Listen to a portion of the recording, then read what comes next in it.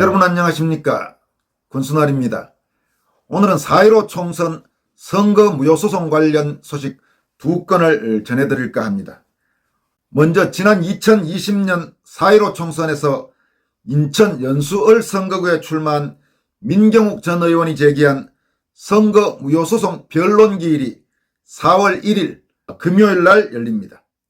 민경욱 전 의원은 4월 1일 오전 10시 대법원 법정 1호에서 인천 연수구을 민경욱 의원 선거 무효소송 변론기일이 열립니다라고 3월 29일 페이스북을 통해 밝혔습니다. 그는 또 자신이 대표로 있는 국투본, 즉 4.15 부정선거 국민투쟁본부가 이날 오전 9시부터 대법원 앞에서 집회를 열 예정이라면서 함께 해 주십시오라고 동참을 호소했습니다. 민경욱 의원은 이번 선거 무효소송의 재판을 진행하는 대법원의 행태에 대해 의구심을 나타내기도 했습니다. 그는 대법원은 일장기 투표지, 배춧잎 투표지, 투표관리관 증인신문을 실시하지 않고 있다고 밝혔습니다. 또 대법원은 앱손사의 회신과 감정인 신문 없는 변론 종결을 획책하고 있다고도 말했습니다. 이 앱손사란 거는 프린터 제조업체, 그러니까 앱손 프린터에서는 문제가 되고 있는 그런 이상한 투표지들, 그러니까 뭐 예를 들어 배춧잎 투표지라든지 뭐 일장기 투표지 어쩌고저쩌고 이런 투표지들 있지 않습니까? 그런 투표지들이 나올 수가 없다는 것이 지금 원고 측의 일관된 주장입니다. 그런데 그 회신을 받자고 했는데 아마 대법원에서 그 회신이 없는 상태에서 끝내려는 움직임을 보이고 있다고 지금 민경욱 의원은 주장하고 있습니다.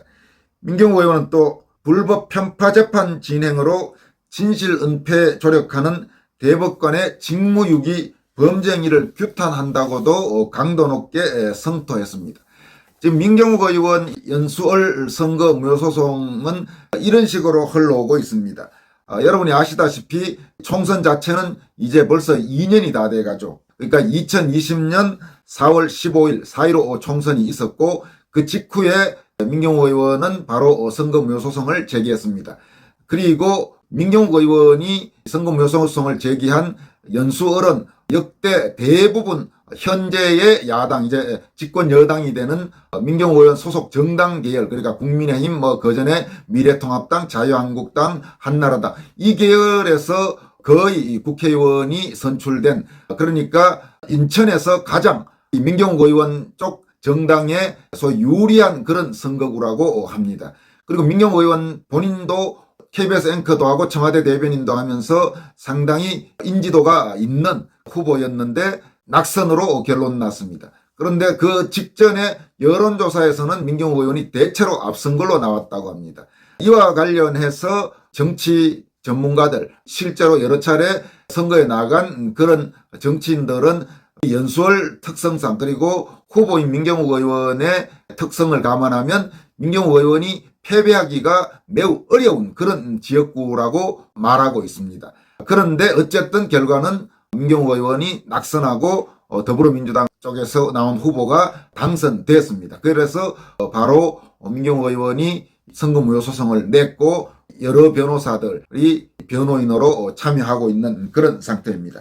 그런데 이 선거 무효소송은 한참 동안 제대로 재판도 열리지 않다가 작년 6월 28일, 그러니까 1년이 지났죠. 선거로부터. 재검표를 했는데 그 재검표에서 여러분이 아시다시피 도저히 정상적인 투표지라고는 보기 어려운 투표지들이 속출한 것입니다. 이른바 배춧잎 투표지, 일장기 투표지, 좌우 여백이 안 맞는 투표지, 신권다발처럼 빳빳한 투표지들이 쏟아져 나왔습니다. 근데 그런 투표지들은 막상 투표한 당일 투개표 상황에서는 그런 게 있었다는 보고가 일절 없었던 그런 투표지들이었습니다. 그러니까 이거는 정말 뭔가 이상하다 해서 4.15 총선에 관한 지식인들이나 많은 국민들이 판단을 하는 데 있어서 중요한 계기가 된 게 바로 작년 6월 28일에 인천 연수을 재검표였습니다. 그리고 참고로 여러분들에게 말씀을 드리면 인천 연수을 재검표 때 나온 이상한 투표지들은 이번 대선의 경우 전국적으로 훨씬 많은 곳에서 투개표가 이루어지고 했습니다. 그리고 기본적으로 투개표에 사용된 기기는 총선 때나 이번 대선 때나 별 차이가 없는데, 이상하게도 이번 대선 때는 그런 투표지들은 전국 어느 곳에서도 나오지 않았습니다. 그러면서 더 재검표 때 나온 그 투표지에 대한 의문이 커져가는 그런 상황이 된 것입니다. 그래서 6.28 작년 재검표를 거쳐서 작년 10월 28일 1차 변론기일이 열렸습니다. 대법원에서 열렸고, 그로부터 약 한 달이 좀 안 된 작년 11월 19일 감정인 신문이 열렸습니다.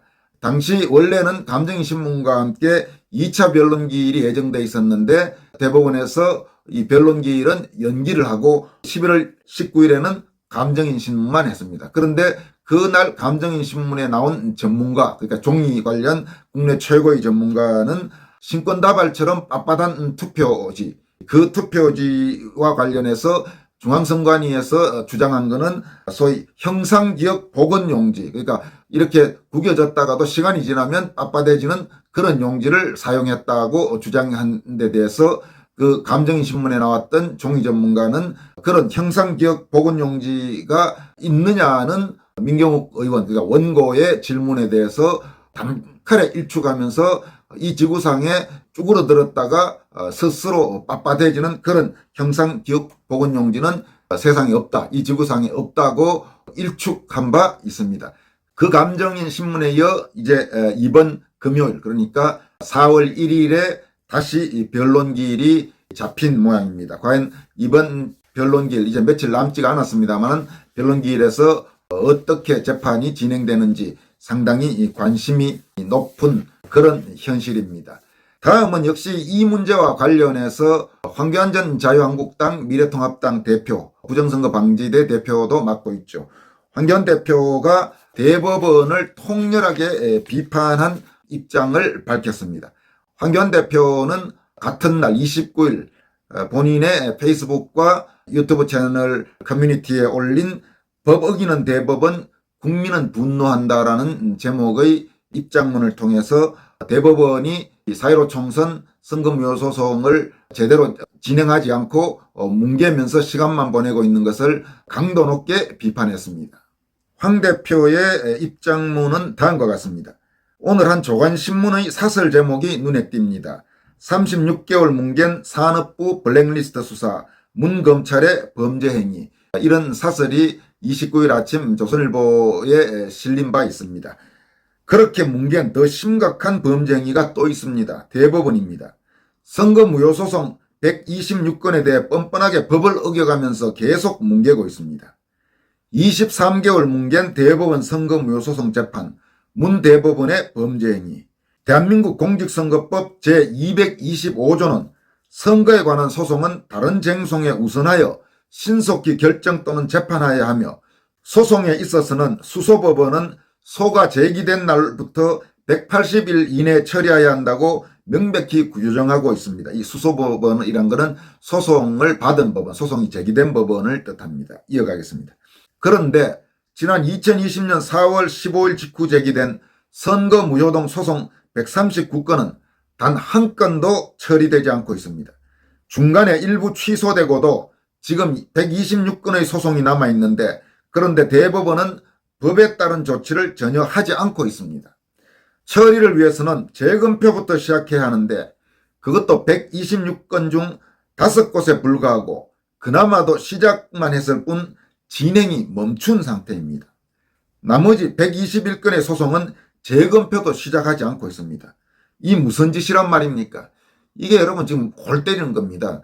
소송이 139건이 들어갔어요. 그런데 이런저런 이유로 일부 취소되고 126건 소송이 남아있는데 그중에 재판이 끝난 건 단 하나도 없을 뿐만 아니라 심지어 재판을 위한 기본적인 절차인 재검표를 한 것도 5곳에 불과하고, 그나마 5곳도 재검표 한 다음에 또 스톱돼 있고, 나머지는 아예 아직 재검표도 한 곳도 이루어지지 않았습니다. 그러니까 지금 국회의원 임기가 4년인데 절반인 2년이 다 돼가도록 소송이 전혀 지금 진행되지 않고 있는 그런 상황인 것입니다.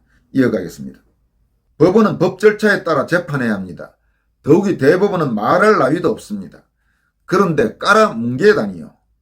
법 지키는 모범을 보여야 할 대법원이 명백히 법을 어기고 직무유기하고 있습니다. 법을 어겨가면서 무작정 뭉개는 대법원, 대한민국 대법원 맞습니까? 대법관 자격이 없는 자들입니다.